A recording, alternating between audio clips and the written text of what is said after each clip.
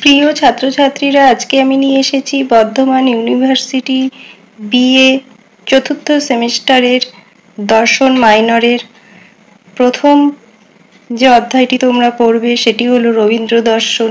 এই অধ্যায় থেকে একটি গুরুত্বপূর্ণ প্রশ্নের উত্তর। প্রশ্নটি হলো, রবীন্দ্রনাথকে অনুসরণ করে মানুষের সসীম দিকটি ব্যাখ্যা করো।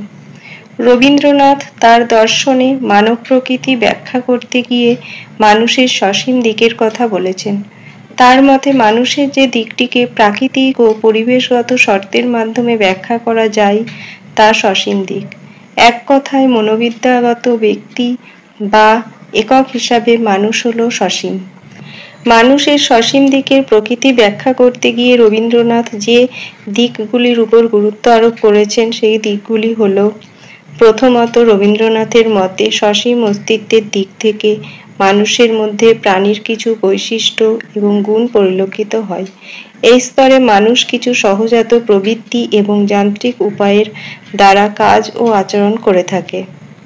দ্বিতীয়ত, রবীন্দ্রনাথের মতে সসীম অস্তিত্বের মধ্যে মানুষ এমন কিছু বৈশিষ্ট্যের অধিকারী হয় যা তাকে অনন্য জীবিত সত্তা থেকে পৃথক করে। তার সমস্ত অনুভূতি সূক্ষ্মভাবে বিকশিত হয় এবং তা আত্মা দ্বারা নিয়ন্ত্রিত হয়। এই দিকের জন্যই মানুষ প্রকৃতির ওপর নিয়ন্ত্রণ করতে পারে এবং অন্যান্য প্রাণীকে পোষ মানাতে পারে। তৃতীয়ত, রবীন্দ্রনাথ বলেন মানুষের সসীম সত্তাই তার আধ্যাত্মিক সম্ভাবনার সাক্ষ্য দেয়। মানুষের কামনার বিশ্লেষণে দেখা যায় তা সবসময় অহংকেন্দ্রিক হয় না। এই কারণেই এই স্তরে মানুষ অন্যের সঙ্গে এবং অন্য প্রাণীদের সঙ্গে সখ্যতা প্রতিষ্ঠার একটি বাধ্যবাধকতা অনুভব করে। চতুর্থত, রবীন্দ্রনাথের মতে মানুষের স্বার্থ এবং লোভও তাকে সীমাবদ্ধ করে।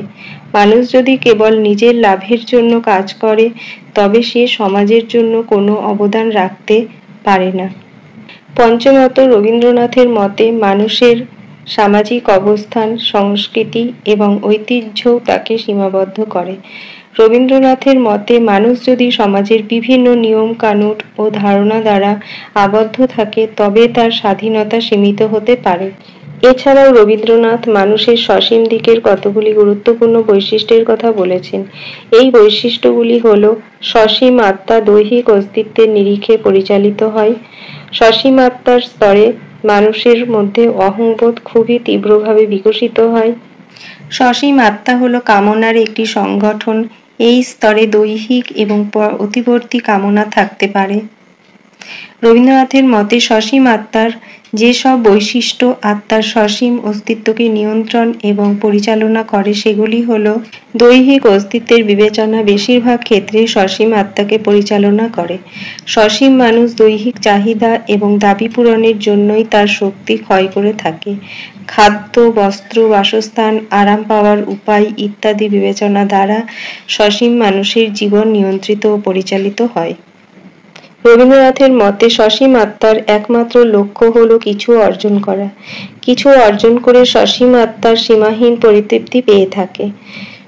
সম্পদ অর্জনের কামনার দ্বারা সসীম আত্মার যাবতীয় ভালোবাসা, সংগ্রাম, সহযোগিতা, বিরোধিতা নিয়ন্ত্রিত ও পরিচালিত হয়।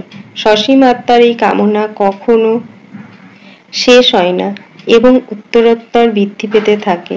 এই আসক্তি সসীম আত্মাকে বন্ধনে আবদ্ধ করে। রবীন্দ্রনাথের কথায় সসীম আত্মা হলো কামনার একটি সংগঠন।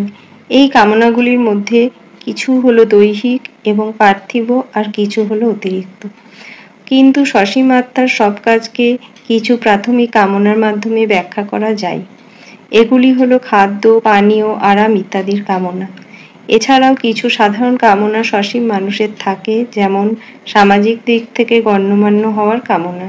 রবীন্দ্রনাথের মতে মানুষের সসীম দিকটি একটি স্বাভাবিক প্রক্রিয়া, কিন্তু মানুষ যদি এই সসীমতাকে অতিক্রম করতে পারে তবে সে তার অসীম সত্তাকে উপলব্ধি করতে পারে।